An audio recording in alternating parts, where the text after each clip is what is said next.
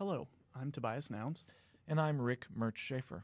and this recording is a review of what the basics are inside of BlueLine. BlueLine, for those of you who don't know, is a learning management system that Creighton uses for putting course materials online, be it for an online course or for just supplementing face-to-face instruction. So where we're going to start off is one of the ways that you can get to the BlueLine system, and that's off the Creighton homepage. If you were to mouse over Academics, and you get this little sort of pop-up menu, and in the upper left corner is BlueLine. There's another way to get to it through the site for faculty and staff, as well as the campus portal. If you use BlueLine a lot, it's also sometimes useful to just know the address to get there directly, which is simply blueline.creighton.edu. You do not put a www in front of that address, just blueline.creighton.edu. Okay, so when we first get here, one of the things we're going to notice is there's this yellow bar across the top here, and it says Firefox has prevented this site from opening a pop-up window. Both Firefox and IE will do this pop-up. It looks a little bit different in IE, but we have Firefox in this example. We need to allow pop-ups for BlueLine, but we don't want to turn off our pop-up blocker for our entire browser. So if we mouse over to Preferences, if we click on that, we get Allow Pop-ups for BlueLine. So we're going to allow pop-ups for just BlueLine.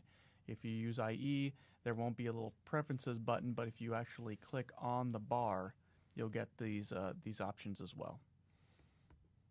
So when you do this, Tobias, am I still going to get pop-ups blocked for other websites?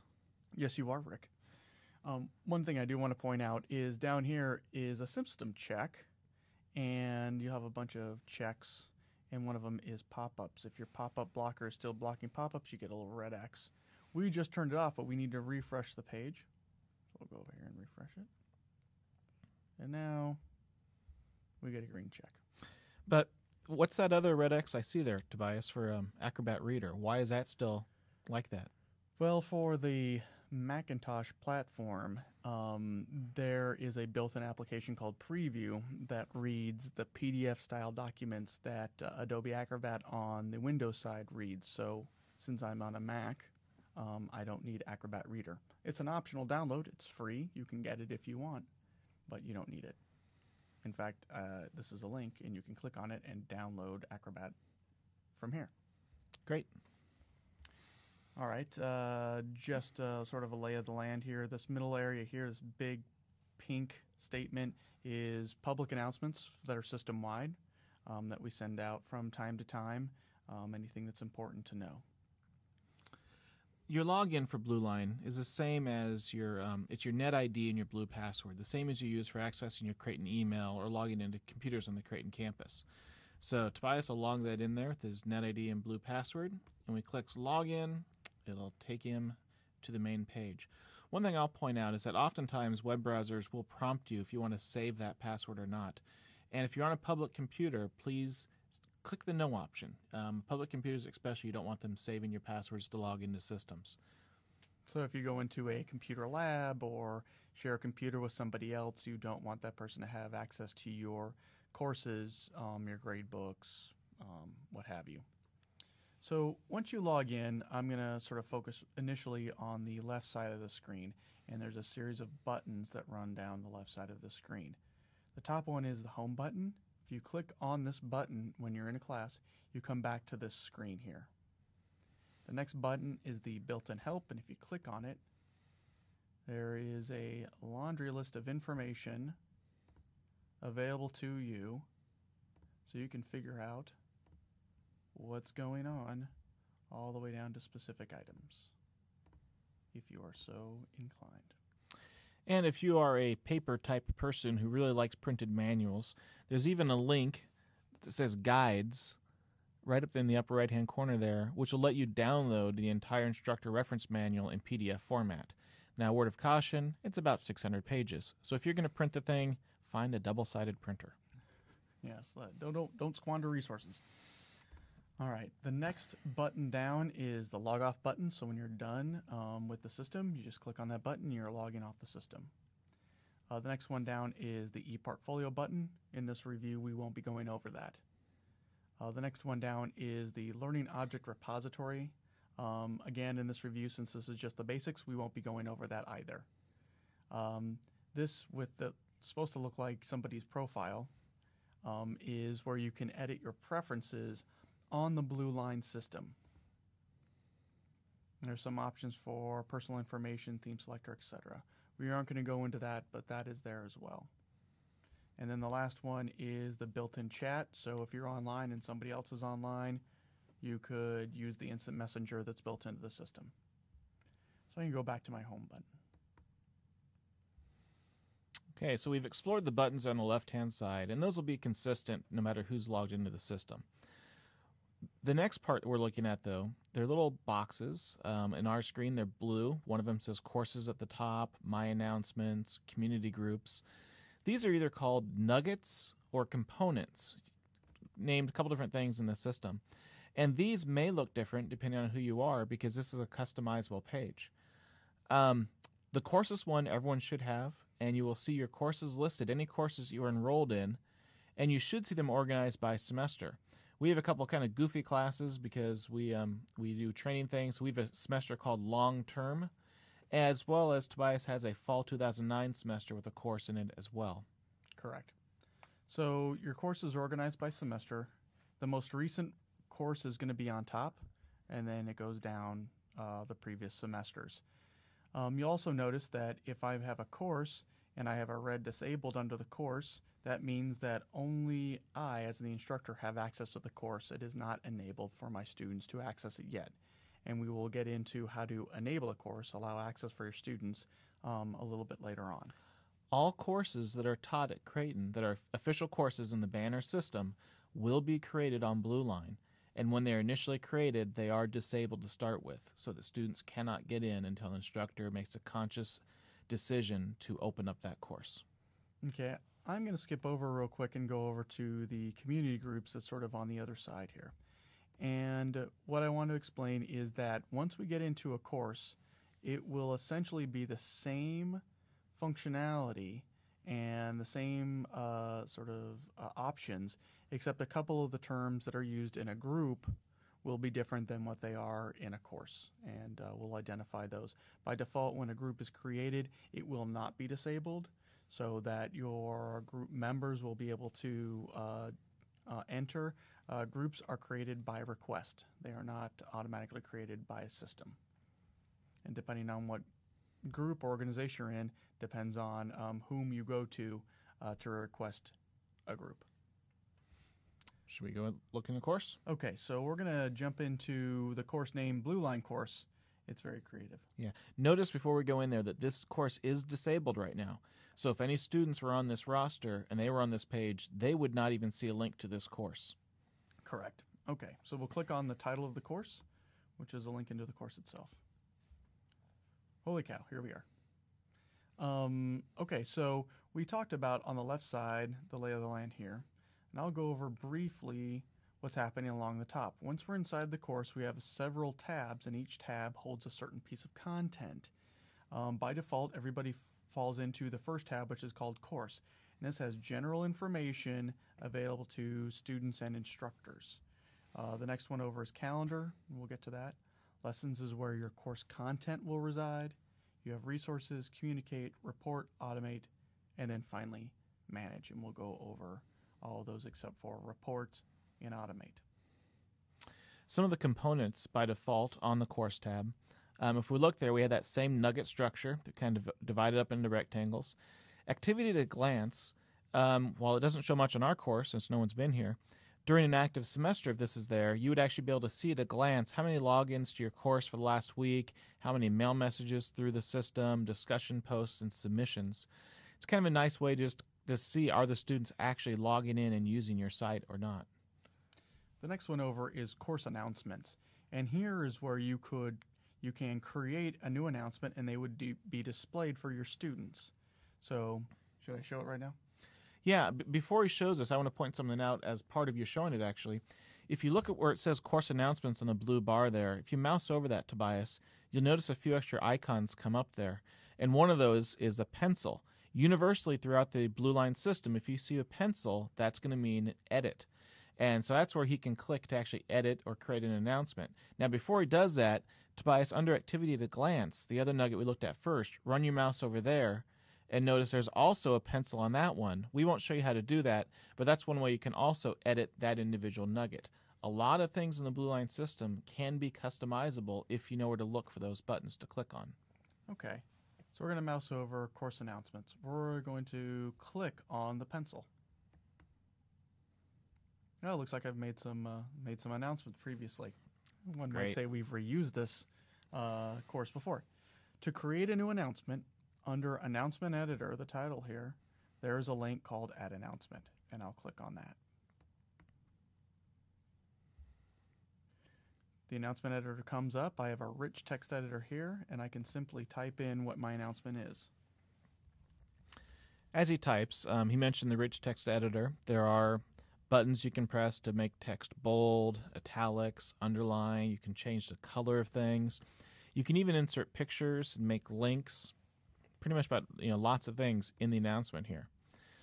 He's going to go ahead and just do a couple formatting items so you'll see this. When we get done with this announcement, it's going to display actually in two places, both in the front part of the course when the students log in, but it's also going to display on the home page where we first logged into BlueLine, intermixed with any other course announcements. So sometimes doing something like putting a color like Tobias did there, that orange, that makes it stand out for at least a heading on your announcement, it's a nice thing to really catch students' attention. Correct. Now, it will default to this date and this specific time, forevermore recorded. For the start date. For the start date. And the end date defaults to 7 days in the future. Now, that's great and all, but our little event ends before then. So it's a good idea to select at least, well, I guess the 7th isn't Friday. That's unfortunate. So I'll do it on the 7th. How about that? We'll change this to Saturday. How's that? Just that sounds good. Make sure it's correct. Oh, geez. Typo. There is a button up there for spell check as well, but Tobias caught that one there. So what Tobias just showed you is making the announcement shorter than 7 days, which is, we think, a good idea to do. The other thing we'd like to point out is don't put announcements up for the whole semester.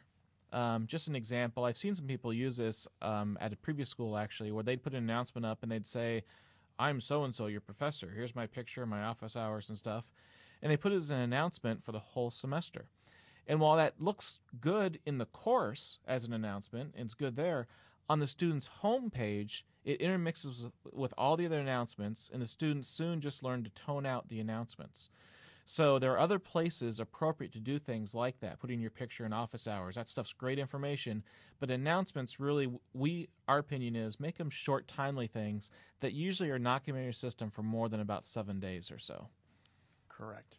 All right, so I've changed the date, I've changed the time, and I'm going to click, should I point out the everyone? You should. This freaks everybody out, and it's understandable. When it says user everyone, what that means is everyone that's enrolled in the course. It doesn't mean everyone on the BlueLine system or everyone at Creighton University. It simply means that everyone that is enrolled in your course or group. You do not have power enough to send messages out to everyone on BlueLine, so don't sweat that. Right. So I click Save. And now my new announcement is listed at the top here. If I want, I can go back by clicking the Edit button, or I can delete it if I'm done. If I decided I don't want it to go out. If you notice, there were a couple of announcements that popped up here, but we didn't see them on the front page. Well, and that's probably because the end date had already come and gone. They're still in the system, so Tobias, as the instructor, can go back up there and refer to those later, but once their time period's gone, they no longer show up to students. Correct. All right, I'm going to click Exit Announcement Editor. And there is my announcement as it shows up that I typed it. Additionally, if I'm to go to the home page, it may not show up immediately. Let's see. Oh, there it is. Nope. Oh, that's not. You just like using orange for your announcements. That's where it comes from. If we refresh this page, it may show up for us. Sometimes it doesn't always show up for the person who puts the announcement in. If we were to log back in, it would show up immediately for us, and any students who would log in right now would immediately see it in that My Announcements area. As long as they're enrolled in the course. Exactly. Good point. All right, we're going to go back to our course. We're going to click on the title again. And then we're going to head over. So we talked about course announcements. we're going to run over to course mail. And this one, you don't necessarily click on the pencil, but what you can do is, if you want to send an email to your students, you can click on Quick Message. Additionally, you can view your inbox, and this inbox is the inbox for all courses that you have on the system, so it's not just this course. We're going to talk about Quick Message real quick. I use this all the time. I can click on Quick Message, and I get this sort of view of sort of sending out an email. And 2 would be typically where I type in the email address of the people I want to type or send an email to. This is actually, the 2 is actually a button. In fact, you can't type an address in there. If you try to click in that box, it doesn't do anything. Your only option at this point is to click that 2 to select who you're going to email. So I'm going to click 2, and I'm going to get this sort of pop-up window here, and I have several options right off the top. I can select all course faculty, so if I'm teaching this course with another faculty member, I could send an email to whomever is listed as a faculty member. I can select all course individuals, so this is not only students and faculty, but anyone who's enrolled in this course. Or I can just send it to all course students, so anyone who's enrolled in this course with the rights of a student would receive this email. If I check the box, I go over and I click 2. Now this is added to the people who are going to get this emailed to. I also have other options where I can carbon copy or blind carbon copy on the side. Additionally, I'm going to remove those. You can select individuals, or if you created teams, you can do that as well. So if I have somebody, Rick, see if you come up. Rick Merch Schaefer. There we go. If I check Rick's name and I click 2, then only he will receive the email. And depending on the size of your class, if you've only got, if you've got less than 30 students, you can just click the All Members link actually up there, and it will list everyone in your class there. We only have 3 in our class. If you have 100 members in your class, it is actually kind of nice to just be able to pick the first letter of someone trying to find them. Additionally, there is a search box even at the top there, and you can search for people that way to filter that list to select from. Okay, so I've selected the people that I'm going to send to, that I'm going to carbon copy, and then blind carbon copy. Once I've done that, I go down towards the bottom and I click OK. The names are now populated in the send area. I simply create a subject. Nice subject. And then I type in my email as I normally would. And this area where you type in an email is just like the announcements, in that you've got the rich text editor that you can use formatting in your email if you choose to. By default, there's a box check that says send a copy to each recipient's internet email. And actually, whether that box is checked or not, it is going to forward on the email to the student's Creighton email account. Students can actually read it in 2 places. They can read it here in BlueLine, or they can read it in the regular email. So at this point in time, if I was interested in sending this email, I would click the send button down below. But since I'm not, this is a demo, and I don't want to send myself emails, I'm going to choose not to. It's going to freak me out if I get that email. Yeah. I'm going to click cancel. And now I'm back to the start screen. One last thing before we leave this screen is over here on the left side, we have an area called the guide. And right now, it's listing what is new since the last time I logged in. So since the last time I logged in, there's one additional item that's been added.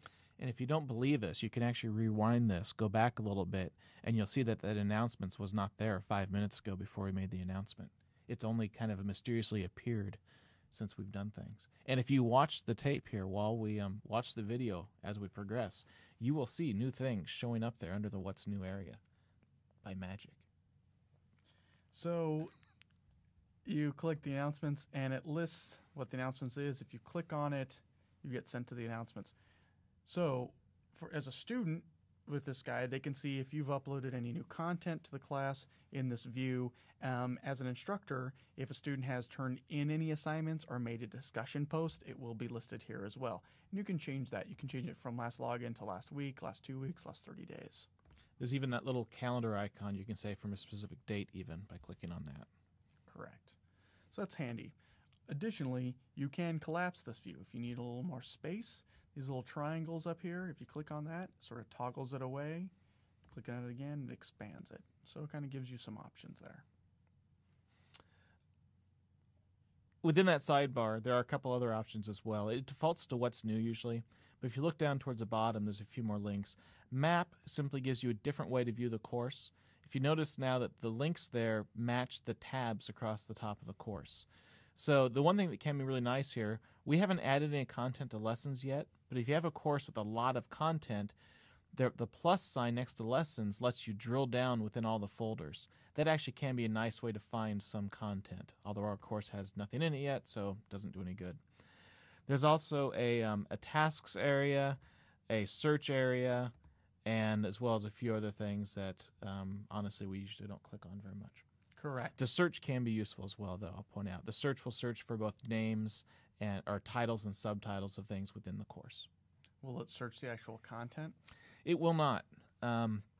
Especially if you have like an uploaded Word file or PowerPoint, it's not going to search inside that content. It's just going to search based on the title or the subtitle of the content you make. Okay, good enough. All right, so that's sort of an overview of the landing page. Let's move over to Calendar. And Calendar is exactly what it states. It's just sort of a rudimentary calendar for this specific course. You have the option to add events to this course. You can do that by clicking the Add link under Calendar, or if you want to, you can go to a specific date. Let's pick Friday the 13th. Notice that if I try and click in the main window here, I get nothing. I have to click on the actual date itself. Now, whether you click on Add or a specific date, you end up at the same place. And so here I get to create the parameters of the event I want to create in my calendar. And really, the only required functions, they don't actually put a little star there to tell you what they are, but the required things, you have to have a title. Pretty much anything you create in BlueLine, you have to title. And with this one, the only other thing you have to specify is the date. Everything else is optional. But as we pointed out before, you do have the option of user, and everyone is not everyone in BlueLine. It's everyone in your class, or you can pick an individual people or teams. Section, it's always going to default just to the particular section you're in. I'm not sure why that field's even there, to be honest. There are some pre-built categories you can select from if you want to. Or if you have something else completely different, you can click the other button and make up your own category. Contact and location, again, completely optional, but if you put it in there, students will see that. For instance, if there's someone in your class who's the main contact point for the party that's going on Friday night, you can put their name and location in there. Notes, you've got that same HTML editor where you can do some basic formatting of the text, including links, colored text, and whatnot. Just ignore the password and confirm. There's a reason for it there, but we're not going to go into it. No one ever uses it. Let's just leave it at that. Lastly, your date and time settings. If you remember, Tobias clicked on the number 13 instead of clicking the add. And as such, the date has already been set to November 13th. And that's the advantage of clicking on the number in the calendar versus clicking the add. If you clicked add, it defaulted to today's date, which is November 2nd. And then you can set the time, so let's make it at 7 p.m. And we'll say this duration is going to be, it's a 2-hour event.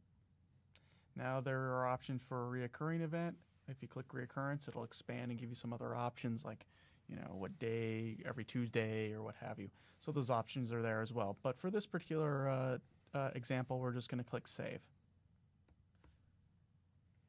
And there is my date created. If I mouse over it, I have this extra information. I can edit this because I'm an editor, but I won't. And that'll show up on the calendar for your students as well because you said everybody can view it. And that, in a nutshell, is the calendar. Now, we're going to move over to lessons. And lessons is where 95% of your course content is going to reside. If you want to upload a Word document for your students, they get it under the Lessons tab. If you create a discussion board, they get to it under the Lessons tab. If you want to create a Dropbox, it's all under the Lessons tab. So right now, there's nothing here. And actually, this is a little bit new. When you first come here now, it actually tells you there's nothing here. And it tells you what you can put there. That little icon there, and then the manage content by adding and configuring learning objects, that's just there to tell you what you do. As soon as you start adding content, that will actually disappear magically. What I really like about this interface now is we're here. What do we do? Well, it's pretty simple. Everything under the Lessons tab to do stuff or to create things, you click one link, and that link says Add Content. So when we do that, it lays out in front of you then all of the options of things you can create. So there's a folder, and folder is designed, much like if you create a folder in your computer, to organize content. And understand you are the one, as the instructor, that is going to organize your content. How you organize it is how your students access it. So if you want to organize your content by topic, if you want to organize your content by date, so week 1, week 2, week 3, you create folders and put your content inside of those folders. But organization of your course content is up to you, and how you organize it, like I said before, is how your students access it. And as an example of that, let's say that you use a lot of discussions in your class. You don't have to create all of your discussions in one place. You can put the actual discussions next to the content it goes with. So if you have a folder for week 1 and there's a discussion for week 1, you can put that discussion right inside of the week 1 folder. Okay. So one of the options is folder for organization. Page, it's an HTML page that you could build inside of inside of BlueLine. You can provide a link for your students if they're going somewhere, say, I don't know, Taco Bell. You can create a simple survey. This is not a robust survey system where you would send out emails to people that are external to the university and try and get their feedback on this and that and the other thing. This is designed as a survey for your course or group where they would come, log in, take your little survey, and then they would leave. So it's not the most robust survey tool on the planet. You can upload a file for them, a Word, PowerPoint, what have you. You can create a Dropbox, and in fact, you can create more than one Dropbox. You can create a Dropbox per assignment, so you don't have to just create one. You can add a game, crossword puzzle, or what have you. They have Pac-Man? No. Tetris? Oh. No. You can upload publisher data using the IMS SCORM package format. You can create discussion forums, and much like the Dropbox, you can create more than one discussion forum. You can create discussion forums, one per week or what have you. You can add a blog, a wiki, a course syndication folder that has an option here that you can create an online test using the assessment tool. And then there's an option for section heading. Now, in this session, we can't show you all of these items. We just don't have time. But we are going to show you a few of these that we think are probably the, not necessarily most useful, but at least the starting ones that most people start out with making. And I think our first choice can be a folder, Tobias? Yeah, for organization. Okay, so we'll just go ahead and click on the item we want to create. We'll click on that folder link and see what it asks us. Well, the first thing it asks us for is a title. Well, like what Rick said earlier, with everything that you create, all the course content, you have to at least give it a name. And just like on your computer, if you've ever made a folder before on your computer, that's all you have to do is give it a name. There are other options, such as a subtitle, which Tobias will put in there, but that is optional. Title's all you have to do in a folder. Okay. One other option you do have, though, if you choose, is under the Access tab, you can hide this folder from view from students. There's one little checkbox that says, do not allow users to view this items. It's a very useful checkbox that by doing that, if this is a live class right now, when I hit save, students will not see this item until I come back and uncheck that. Additionally, anything I create inside this folder will also be hidden until I come back later and unhide them. In this particular instance, we're going to leave it viewable, right? Yes, let's do that. So at this point in time, if I click Save, I have created a folder that I can add content to. So we'll click Save. Now I want you to notice that I'm actually inside of the Week 1 folder. There's a little breadcrumb trail across the top here, right below the tabs. I'm in the Week 1 folder, which is under the Lessons tab, which is inside the course, which is inside of BlueLine. So notice that we're inside the folder. I also, once again, have the option to add content. If I click on this, all the content types that I created previously are still available. I could create another folder if I wanted to. I could create a folder inside of a folder inside of a folder. Again, it's up to you. Your students may not like it, but you could do it. What should we do next? Should we add a page? Sure. Let's add a page. As Tobias mentioned, a page is basically an HTML page or a web page that you can type in or copy and paste.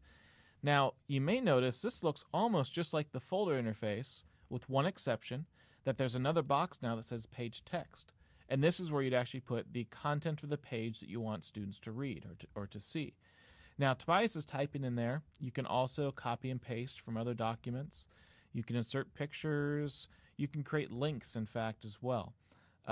Pretty much anything you'd create on a web page, you can put in here. And he'll go ahead and format this up a little bit. Subtitle, again, is optional on this if you want to put that in. And if we were to look at the Access tab, it'd be just like the Access tab on the folder. Same settings exactly, of which we're not going to mess with because we want this to be visible to students right now. Correct. All right, so I'm going to click Save. I typed a little bit of stuff in there, but like Rick said, you can copy and paste in there if you so choose. So here is my Week 1 notes that I just created under the Week 1 folder. I click on that, and then it displays for me what I typed in. If I want to go back up into my folder, if I click on this little icon here next to the title, it'll take me up a directory. You want to create something else inside this folder? Let's do that. You know, a lot of people like to upload PowerPoint files or other files to distribute to students through a system like this rather than email. So what we'll do this time is when we click Add Content, we're going to pick the File option, and it even says to upload files right below there. This interface looks slightly different. Well, actually a lot different. Basically, you have a Browse button and a title. So just like uploading lots of things to email attachments or whatever, we're going to click that Browse button, and we're going to find that file on our computer. Now, in theory, any type of file can be uploaded to BlueLine. However, just because you can upload it doesn't mean students can access it. As an example, Tobias is uploading a PowerPoint file right now. 99% of students are going to have PowerPoint or some program that can read PowerPoint files on their computer. That's a pretty good bet. But if they didn't, they would not be able to open that file. BlueLine itself does not display the PowerPoint. PowerPoint will display it. So probably a better example is Tobias uses Photoshop for images quite often. If he were to upload a file that's actually in Photoshop format, students would be able to download it, but they couldn't do anything with it if they don't actually have Photoshop to view that file. Titles are, you know, we always say titles are you have to have them, they're required. This is one place where it is actually optional. If you were to leave it off here, it would automatically give it the title of the name of the file. But the title can be a little more friendly to give you something that looks better than something with PPT on the end of it. Should we give Macintosh users a little heads up? Sure. Macintosh users need to make sure that you add the extension to the end of the file. So you need to see a .ppt or a .docx at the end of the file when you upload those files. That's not only for instructors when they're providing files for students, but also students uploading files to the Dropbox. The server, if it can't tell what kind of file it is by the extension, will basically ignore it and then not pass it on. Lastly, under the file type, I personally have never put it on anything else besides AutoDetect because that 3-letter extensions, it's going to know what type of file it is as long as you have that. So we'll go ahead and click Upload File. And right now it copies it from the computer we're on up to the BlueLine server. Depending if you're at home or on campus and how big the file is, you have to be patient because it may take several minutes, as the message tells you. And we're obviously on a slow connection with a big file at the moment. It wasn't that big, I didn't think. There we go. Success. High five. So those are my 2 documents that I have inside of Week 1. Here's my Week 1 presentation. Looks good. Why don't we jump back to the Lessons tab outside of Week 1. Okay, I'll click on Lessons. And kind of see what we did. So you see we have the Week 1 folder, and we saw stuff inside there. Let's add a Dropbox now right here. Okay. Now, I personally really like Dropboxes. And for any of you who have accepted electronic assignments from students before, you may have done it by email. The problem with doing that, in my opinion, is that if you have multiple classes or multiple assignments due that overlap, you have all of that stuff in your inbox of your email, and you can't keep it separate. With the Dropbox, it creates one place where students submit specific assignments. And in fact, you can create as many Dropboxes as you want, one for each assignment, one in each class even, too, to keep those things straight. Then when you want to go see those assignments and grade them, you go to one place rather than sorting through all of your email. So Tobias clicked on the Dropbox link, and he had the title and subtitle. Under page text, that's optional, but it's a good idea to put in what you actually want the students to turn in. So he's put in the instructions there. And to be honest, we could go ahead and click Save right now when you have a fully working Dropbox. But rather than do that, we'll just look at a couple other options real quick. We've already looked at access and other things. It's just the same, so we won't look there. Under Submissions, it defaults to allow students unlimited submissions to a particular Dropbox. Tobias, do you like that option? I don't like that option because more often than not, unless they're an upper division student and they're familiar with BlueLine, have done this a number of times, the likelihood of them screwing things up and then having to resubmit gets complicated for the instructor, because then you have 5 different versions of essentially the same paper, because Bobby forgot to add his name, and then he forgot to add a title, and then he forgot to type the paper, and then he forgot to add the bibliography, and now you have to figure out, well, which one is which. If you simply limit your students to having one submission and they get one shot at, and that's it, and you tell them, look, you have one shot at submission and better be right, then the submission they upload is the submission they get. And just to follow up on that, if Bobby does contact you and say they made a mistake, you can delete Bobby's first submission, and then Bobby can submit again. But if he's had to contact you and tell you that, I think it's a better chance that he's going to try to do it right the next time rather than taking 5 attempts to actually get the thing right. Now, to be fair, on your first Dropbox submission, you could set it at unlimited and let them know that, in the future, it's only going to be one submission, and they get it right, it can be nice and friendly and stuff like that. We're not nice or friendly. That's right. The next 2 options will make sense when we actually see the interface. First one, the message box is enabled. In other words, when they submit something via an attachment, they have the option to type a message along with it. So kind of like sending an email with an attachment. The next option is to enable attachments. Well, it's a Dropbox. It's kind of the point. But one of the options is to disable attachments, so the only thing they would do would be dropping in something in the message box. I warn about these options only because I've had students who have taken their 5-page paper, copied it, and pasted it inside of the message box and not attached it, thereby forcing me to try and figure out how in the world a 5-page paper got inside the message box and how I'm going to read it. So there are moments in time where I will disable the message box, thereby forcing them to get, as the only option is that they have to attach a document to the Dropbox. We're going to leave them both enabled in this example, though, because that way you can actually see what they look like when they're there. Correct. You know what? Review a normal Dropbox. Normally, students can only view their own submissions. Other options, though, if you want to, you can put it in peer review mode, in which case all students can see everyone else's submissions. When you do that, just know that students can never see other students' grades. So it's just talking about the submitted paper itself if you set it that way. Disabled, I don't know why you'd want to do that, but if you do that when a student submits something, they won't be able to see if they submitted it or not, and they won't be able to come back later and see what they submitted. Yeah, they won't have any confirmation that it actually made it up to the system, so then you'll be getting a lot of emails going, I think I submitted something, did I? So, and they get to freak out. Yeah, so if you really want to torture your students, then that's a good option. The Automate tab we really haven't talked about, and we're still not going to, but we'll at least acknowledge not talking about it this time. The metadata as well is something we're not going to talk about, but it's just a way of putting extra data in if you want to that can be used for stuff. The Assignment tab. Well, because this Dropbox is a gradable item, in other words, that can be graded and that grade could be sent to the gradebook, we will look at the Assignment tab. And one of the options we have under Gradebook Settings is Assignment. Under here, we could make this a new assignment and add it to the gradebook right from here. I don't have a gradebook. Yeah, we haven't set our gradebook up yet, so we don't have any categories showing up. So we'll just leave it at default. We'll leave it at 100 points possible. We'll leave all these defaults, and it will create this assignment in our gradebook. Ideally, we would have set up our gradebook first before doing this, and we'd have had all our stuff pretty much set to go. But this will at least get the point across, and it does provide that link then between the Dropbox and the gradebook.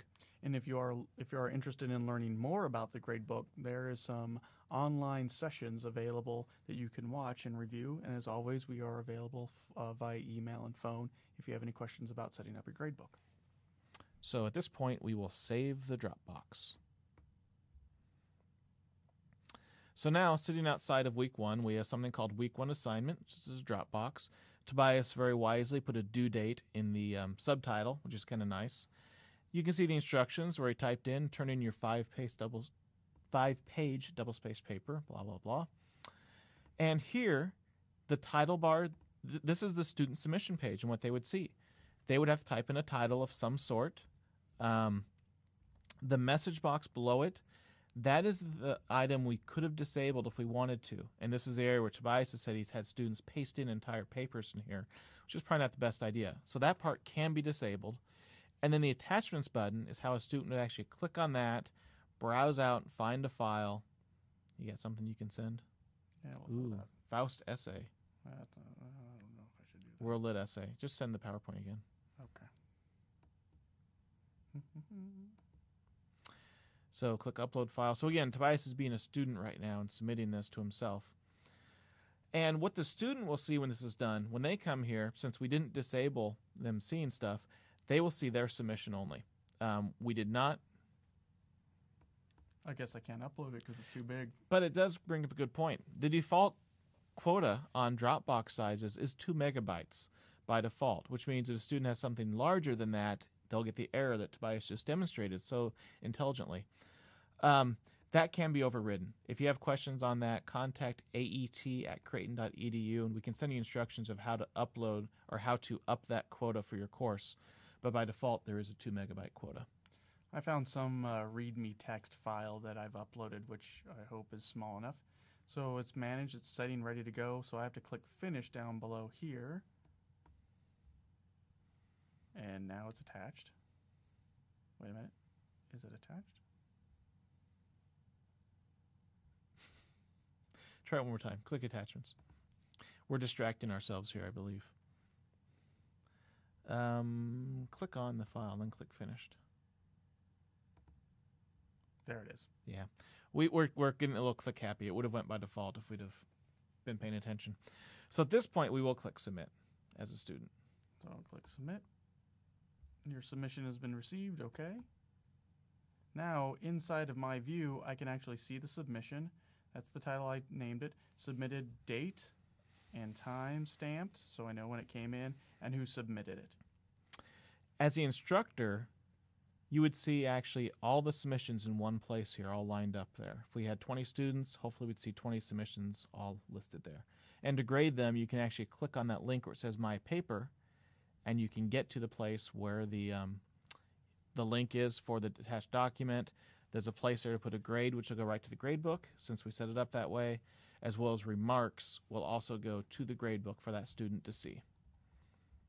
And that's probably about as much detail as we need to go to on that. Correct. So we'll click OK. Now we'll cancel it. Oh, we'll cancel. Okay. You don't want to grade it. You know what, Tobias? I just realized we did something wrong, though. What do we do? Go back to the Lessons tab.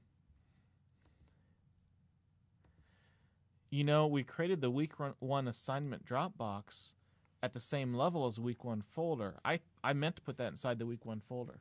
Is there a way we can move that, or we have to start over? Actually, there is a way we can move it. One way to move content, and you want to put this piece of content inside of this folder. Notice how we mouse over these things, we get these sub-menus, settings, reports, utilities, delete. Under the utilities menu for this particular piece of content, I have 1, 2, 3. Fourth option down is Move Item. If I click Move Item, I have a simple view of the Lessons tab. If I click on Week 1, that's where I want to put my Dropbox. I want to put it in the Week 1 folder. I click on the title. And now it's completed. My Dropbox is no longer here. I click inside of Week 1, and now it is inside of the Week 1 folder, Week 1 assignment. Almost like magic. But you know what? I'd meant for that Dropbox to be the third item here, not the second one. Can we fix that somehow? We can. So we talked about one way we can move content, and that's literally selecting the piece of content, the utilities menu, and move content. The other way is to rearrange content that's in the same folder or level. So if I click under Rearrange here, I get another simple view, and I can click and drag and rearrange content inside of the Week 1 folder or whatever folder I've created if I have multiple pieces of content. I click Save, and now that's the order that I want. Awesome. That's what I was thinking. Good deal. Again, I can go back up. There's week 1, and all my content's in there. If I want to, I click Add Content, create a new folder, add more content in there. If, for example, I create multiple folders here and they're out of order, again, there's a rearrange at this level too, so I can rearrange those folders or pieces of content to put them in the order that I want. The most recent piece of content you create will end up at the bottom of the list. So if you want that in a different place or order, rearrange will do that. If you want it located in a different folder, you have to go to that particular piece of content under Utilities, Move Item. I want to take a second here and look back at that sidebar again. Okay. We actually left the search dialog up there, so we haven't been seeing some things happening. We're going to click on the What's New link now on the left-hand side there, and this is what you'd see when you first came in. And if you look now, auto-magically, we have more things appearing here. Not just announcement, but we see submissions, that there's a new Dropbox was created, and there's a new submission. Tobias sees that since he's the instructor. 4 new pieces of content have been created, and 1 new calendar entry. So if you're adding things throughout the course, students can get a quick way to see what's been added newly. And as the instructor, it's a quick way to see what has been submitted by your students since the last time you were on the system. Additionally, Rick talked about the simple view on the course map. And if we go and click the plus sign under Lessons, we get week 1, and there's a plus sign next to that, and expands out and shows us our content here. So if I click on week 1 presentation, it shows it right here. If I click on week 1 notes, it shows it right there. Cool. All right. Well, do you think we're about ready to leave the Lessons tab for today? I'm going to show one more thing. Sounds good. I'm going to go under Lessons again. And let's say I've created everything week 1 and week 1, but I want to change something in the settings of one of my pieces of content. Again, when I mouse over, I have this sub menu. Students don't have access to this. They can't edit your content, so don't worry about that. But if I click on Settings, I get kicked back into the original view when I created the piece of content. And I can change the name here, week 1, and I can add a topic item.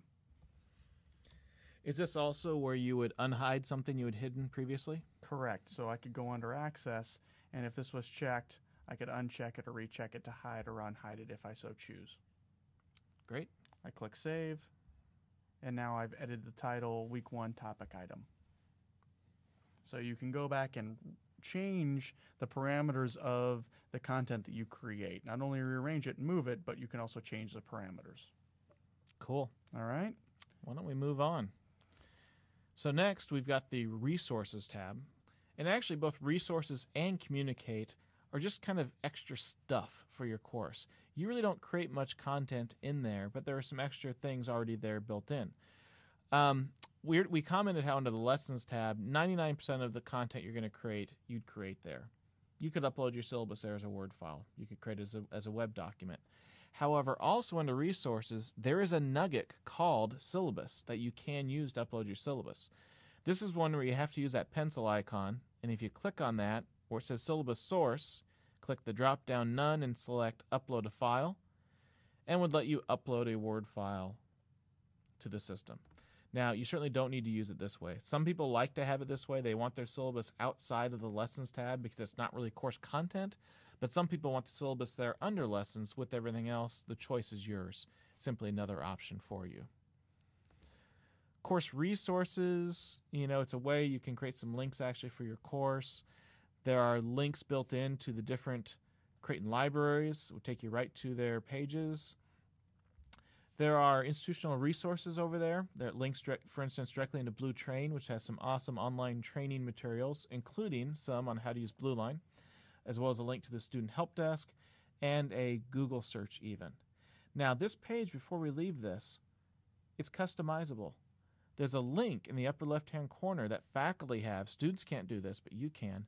And if you click that, it allows you to not only rearrange the items on this page, just drag one of those, Tobias, and show how you can drag it to a different place, but you can also delete things. If you don't want the Google search nugget on here, you can mouse over it and click the X, and it's gone. And we won't add things, but there's a big Add Components button, which will also let you add additional items to this page if you want to. And when we save it, we have wiped Google off the face of the Resources tab. Excellent. All right, the next tab over is Communicate. And what's interesting here is you'll notice this is the same view that we had under the Courses tab when we started off. So this is the same mechanism to get into, okay? So we're not going to show that again. The next one down is Course Roster. In this particular view, under Communicate, the course roster is simply showing you a list of people that are enrolled in your course. Additionally, there's an option towards the top, Show Pictures. So now if there's a picture, if your students have made their photos available, you can see them if they load. The pictures come from the ID card system, and some of them, they're kind of big and take a little while to load, but there we go. One thing I'll point out, we don't have any real students in our course. Susie Q doesn't have a picture. But if we did, we'd see all our students listed here. And sometimes, while we don't encourage the killing of trees, we understand that many people like to have a printout of their students' pictures. That's understandable. Don't just print this page, because it won't print correctly. It won't print all the pages. Instead, click the print button, or the print link, I should say. It will open a new page and format it pretty well so that it'll print then fairly nicely if you want to have that printout. And now you can see the faces of the two dorks talking to you during this presentation, too. Yeah, let's hide that. I don't want to scare the folks. Yeah, thank you. All right, we'll go back to Communicate. And then the other option down here I'm going to talk about is the Announcements Editor. And we already went through that. That was off the home page. So if we click on that, we get the same view as we had before. All right, so we won't go through that. I'm not going to talk about news or polls because nobody ever uses them. There is a live chat ability within BlueLine. We're not going to talk about how to set it up, but there is a pencil edit there, and you could just create one and have a chat room if you want to in your course. Live office hours are very similar, except for it actually has a waiting room for your students, which we won't get into. Discussion forums, this confuses some people because they'll see that listed and they want to create discussion forums here.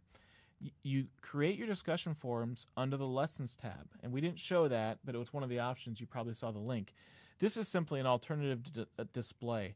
If you have 20 discussion forums in the Lessons tab in various folders, they would all show up in this one place, so it's an easy way for students to find those discussions if you're using that. Exactly. All right. Report? For running reports in your course. And I think that's all we're going to say. Sounds good. There are some neat things, but we really can't show you because we have no data in our course. Correct. We're going to skip over Automate because, again, that's more of an advanced feature. And the last place we're going to go to is Manage. And before, as we click on that, actually, I'll point out the Automate tab and the Manage tab are both not visible to students. Correct. Yeah, don't worry about your students seeing the Manage tab. They can't see it.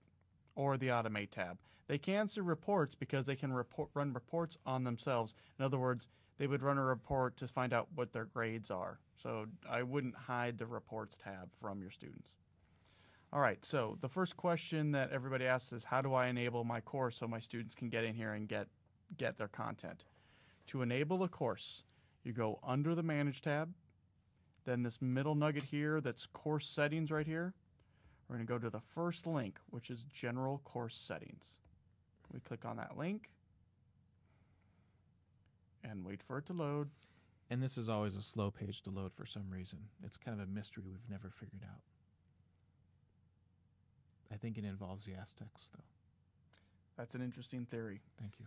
Now we have this view here. We have course items. And just like in our content, we have an Access tab. So we click on Access. And this determines who has access to this course. By default, it's set to editors only. That means whoever is listed as an instructor has access to this course. We click on the pull-down menu. The only other option is all members. So that means that if you select all members and click the Save button, that means that anybody that's enrolled in this course, no matter their rights, student, instructor, what have you, they now have access. Before you save that, Tobias, I want to show one more thing. Okay. Some of you may notice back on that Course tab that it had the name of your course. And for title, you can edit your name of your course. By default, most course titles will have the actual name of the course, the section number, and like the English 101 section number, and the year designator on there. If you change the name of your course, leave some sort of semester year designation in your title. On the home page, it shows up categorized so you can see which semester it's in. But later on, if you're ever copying courses from one section to another section, it just calls in that title. So like this one here just named BlueLine course. If Tobias taught this BlueLine course every semester, if he's copying content, he'd have no idea of knowing which semester he's actually pulling from. So if you're going to rename your courses, keep a year semester designation in the title somehow. Right. BlueLine pulls from Banner and creates what we term a course shell for each new course each semester. So if you teach the same World Lit 2 each semester and you change the title of the course to World Lit 2, well, you won't be able to tell from one semester to the next which course it is. So providing some sort of fall 2009, spring 2010 in that title kind of helps sort of keep track of it beyond your standard Nugget view. Or just leaving it how it is when it comes is a good solution. Yeah, you don't have to change that if you don't want to. Yeah. Okay, so now we'll actually save. Okay, so under access, I've changed the member access from editors only to all members. Well, make sure that stays. We click save. And up at the top says your course is successfully saved. Clicked OK.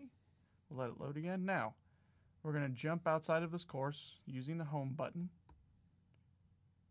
And now we'll see that this is no longer disabled. And my students now have access to this course. I can't tell because I've always had access to the course. The way I tell is that it says that the red disabled is no longer there. Is there any way to see kind of what students see? That's a good question, Rick. I'm glad you asked. Actually, there is. Next to your name, over on the right side, on the upper right side, there is a pair of sunglasses that look like something that Harry Potter would wear. If you click on the sunglasses, you'll have an opportunity to use a user preview tool. You can preview your course from a different perspective. By default, it's set to students, and we're going to leave it there. I click Preview Begin, or Begin Preview. And now I have a view, and this is exactly how students will see your course when they enter it. Notice that after reports, there is no Automate or Manage tab. They have no access. If I jump over to the calendar, that event that I created is there and available. All right. If I click into the Lessons tab, there's week 1. Notice when I mouse over, I have no sub-menu because they don't have edit rights. I click inside the folder, and all the content that I've created is now listed there again without any edit options. And there's no link that says add content for them, so they cannot add the actual content. They can add to the Dropbox we created, and if we had a discussion forum, they could post to that, but they can't create those things. What's important to understand here also is that the organization that I created is exactly how my students will access this content. So that's up to you. All right, to exit out of here, I click on the sunglasses again, and click Cancel Preview. And now it'll kick me back to the Courses tab, and I'm back inside of my course. And if you notice, I don't know if you noticed this, we didn't point it out, but next to the Harry Potter glasses, when Tobias was in there as a student, instead of having his name, it actually said student to tell me he was in student role, and now to switch back to his actual name, indicating that he's himself again. Correct. So if I go back to Manage, again, this is where I can also disable. So if I want to hide this course from students after the semester's over and I don't want them back in, I can hide the course. Is there anything else? You know, within the Manage tab, there, students aren't allowed back to this area. There are many things which we are not in the scope of this session. We'll just point out that this is where you would access your gradebook. This is where there's another roster link, which is where you can edit your roster. Typically, you shouldn't need to do that. The system has automatically populated both drop and adds for students in the Banner system, but needing to add a secondary instructor sometimes you may need to do. That's where you do this. Additionally, if you are in charge of a group, those enrollments aren't automatic. So you would need to go into the roster area and add people by first name or last name or net ID. You can create teams of students, which can be used for controlling content communication. There's a built-in attendance feature, which we won't show. There's even a grades to banner function, which we've actually custom added to the system, that if you use the gradebook, when it comes midterm times, you can go through the process and send those grades directly to Banner without having to go through Nest. Now be sure if you do that to read the instructions, because it's not as simple as clicking grades to Banner. Good point. A few other things. Course theme selector. We've got kind of the default blue theme here, but there are about, 30 to 40 different themes you can pick for your course. Some of them subject-based to change the color around a little if you want to. Lastly, why don't we show the backup option? Okay. There is an option to backup. It's called backup/restore under data management. Now, the servers are all backed up. So if there were a catastrophic failure, we could restore things. Sometimes, though, there are people errors, especially if you have multiple instructors in a course. Someone makes a mistake, doesn't know what someone was doing. You can back up your course manually, and that way, if a mistake happens, you can always restore from that point. Not that you'd ever would make a mistake. No, because we never do. But just in case, in theory, you'd want to do that. So he went to the backup/restore, and he'll click the Backup Now button. And what it's doing right now is taking all of his content of the course and putting it into one compact zip file, which then can be downloaded to his machine for safekeeping if he wants to. It serves no purpose on your own machine that you can't open it and use the data, but you could restore from it to another system if you needed to. More importantly, though, it saves that backup on the BlueLine system, and if 5 minutes from now he blows away all of his drop boxes for his students and loses their submissions, he could come restore and get back to that point of when he'd backed up. Correct. It will restore to the last time you did a backup. So, for example, if you did a backup a month ago and you somehow ruin your system and then you restore from backup, well, you will lose a month's worth of data, student data, etc. And if you're ever unsure about that, if you do backups and you screw up or something happens and you need to restore, you can always call the AET or email us at AET@Creighton.edu and ask our advice about it before you restore things. Because as Tobias pointed out, sometimes doing a restore, you might delete things as well because you didn't back up, it'd been a month ago. Now, depending on how big the course is how long it'll take for this process. Ours is almost done, but once it's done, we click OK. And again, if we want to, we can save that file or just leave it on the system. Excellent. Well, while we're doing this process, Rick, do we have any other resources that people could access to learn about BlueLine? Well, as we pointed out, I think earlier a little bit, there is the Blue Train system, which is just bluetrain.creighton.edu, also accessible from the Creighton portal. There are a lot of short little videos, usually less than 5 minutes, to tell you how to do specific tasks, as well as the site you're probably watching this video on right now, the YouTube site, which has some other training sessions that we try to keep under an hour and heckle each other during. That's true. It's fun. All right, we'll click OK because I've finished the process. Now I can restore a backup, download backup, backup now, and done. So I've created a backup. I can just leave it on the system. Or you can download it.